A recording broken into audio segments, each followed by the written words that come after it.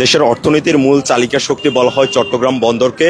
আর এই চট্টগ্রাম বন্দরের যে সক্ষমতা সেগুলো আসলে বৃদ্ধি করার জন্য চট্টগ্রাম বন্দরের এনসিটি, পতেঙ্গা কন্টেইনার টার্মিনাল, বে টার্মিনাল এবং লালদিয়ারচর যে নতুন টার্মিনাল কথা বলা হচ্ছে প্রস্তাবিত, সেগুলো আসলে বিদেশি কোম্পানিকে দেওয়ার একটি সরকারের পক্ষ থেকে বলা হচ্ছে। সেই বিষয়ে আসলে বিদেশি কোম্পানিকে না দিয়ে আসলে এই টার্মিনালগুলোকে আন্তর্জাতিক মানের গড়ে তোলার দাবিতে চট্টগ্রাম বন্দর ভবনের সামনে অবস্থান কর্মসূচি পালন করছে চট্টগ্রাম সুরক্ষা কমিটি নামক একটি সংগঠনের পক্ষ থেকে। আর এখানে আসলে যে বিষয়গুলো বলা হচ্ছে, চট্টগ্রাম বন্দর যেহেতু বাংলাদেশের অর্থনীতির চালিকার অন্যতম একটি মাধ্যম এবং এর মাধ্যমে অর্থনীতি সচল থাকে, এবং এটি যেহেতু চট্টগ্রাম বন্দর এবং এই যে বিভিন্ন চট্টগ্রামের পার্শ্ববর্তী দেশগুলো আসলে এই বন্দর মাধ্যমে উপকৃত হতে থাকে বা হতে পারে। তবে এই যে চট্টগ্রাম বন্দরকে ঘিরে এই যে নতুন ভাবে একটি কথা উঠছে বা অনেক মহলে তারা যে বিষয়গুলো বলছেন, আসলে চট্টগ্রাম বন্দরের এই এনসিটি টার্মিনাল এবং বে টার্মিনাল সহ বিভিন্ন এই যে প্রস্তাবিত বে টার্মিনাল, এই টার্মিনালগুলো আসলে বিদেশিদের হাতে না দেওয়ার জন্য এবং চট্টগ্রাম বা দেশের যে যারা দক্ষ জনবল আছে তাদেরকে কাজে লাগিয়ে মূলত এটি আন্তর্জাতিক মানে গড়ে তোলার দাবিতেই তারা এখানে এই অবস্থান কর্মসূচি পালন করছে।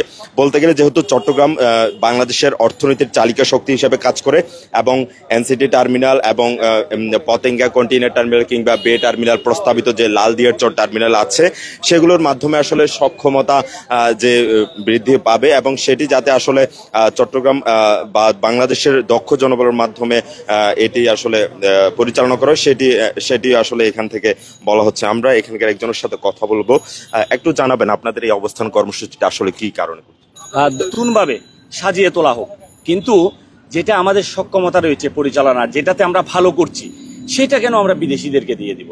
আমাদের তো আরো নতুন নতুন ক্ষেত্র রয়েছে, আমাদের অনেকগুলো কিন্তু জুট মিল অনেকদিন বন্ধ রয়েছে, আমরা বে টার্মিনালের কথা বলছি, বিভিন্ন নতুন নতুন ক্ষেত্রগুলো, সেগুলো বিনিয়োগ করে যদি বিদেশিদেরকে দিয়ে ডেভেলপ করা যায় সেটা ঠিক আছে। আপনি এনসিটি যেটা একটি বিদেশি কোম্পানিকে দেওয়া হবে বলছে, যে এনসিটির মাধ্যমে চট্টগ্রাম বন্দরের 55 থেকে 60% হ্যান্ডেলিং হয়ে থাকে, তাহলে আমার সক্ষমতা আছেই, সেই সক্ষমতা তো আমাদের আছে, সেটি কেন আমরা বিদেশিদেরকে দিয়ে দিব? আর যদি দিতে হয় তাহলে আপনার আলাপ আলোচনা করতে হবে, এখানকার যারা স্টেক হোল্ডার আছে সবাইকে নিয়ে আপনার আলাপ আলোচনা করতে হবে, রাজনৈতিক দলগুলো রয়েছে, এটা তো একটা অন্তর্বর্তীকালীন সরকার, ঠিক না?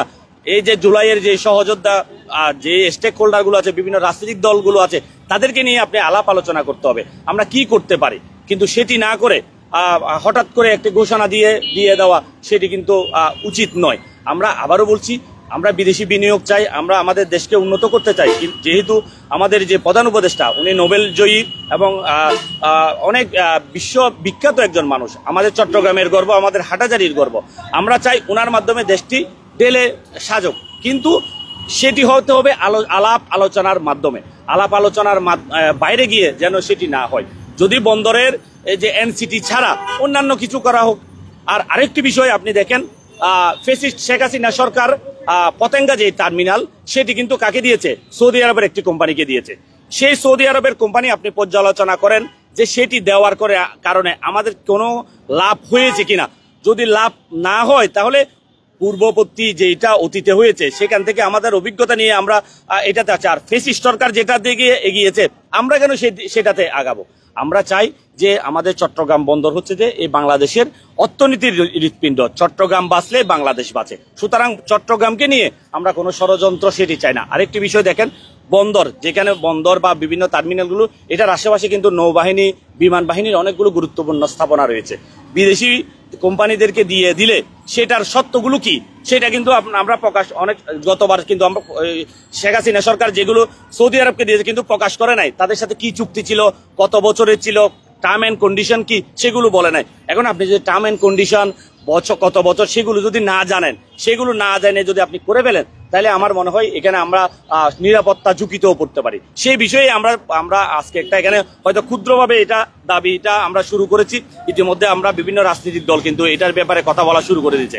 আমরা চাই সার্বিকভাবে স্টেক হোল্ডার সহ সারা দেশের যারা রাজনৈতিক বোদ্ধা, যারা ব্যবসায়ী, সবাই মিলে এটা দিলে কিরকম হবে, না দিলে কিরকম হবে, এই বিষয়গুলো আলাপ আলোচনা আসুক।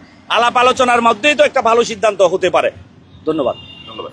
এই যে দর্শক বলছিলেন যে এটি যেহেতু চট্টগ্রাম বন্দর একটি সরকারি স্থাপনা, এটির মাধ্যমে আসলে রাজনৈতিক দল বা স্টেক হোল্ডার যারা আছেন তাদের সাথে আসলে আলোচনার ভিত্তিতে এমন সিদ্ধান্ত গ্রহণ করা উচিত, এবং পাশাপাশি যেহেতু এই চট্টগ্রাম বন্দর বাংলাদেশের অর্থনীতির চালিকা শক্তি এবং এটিকে বলা হয় অর্থনীতির হৃৎপিণ্ড, সেই কারণে Immigration to Canada.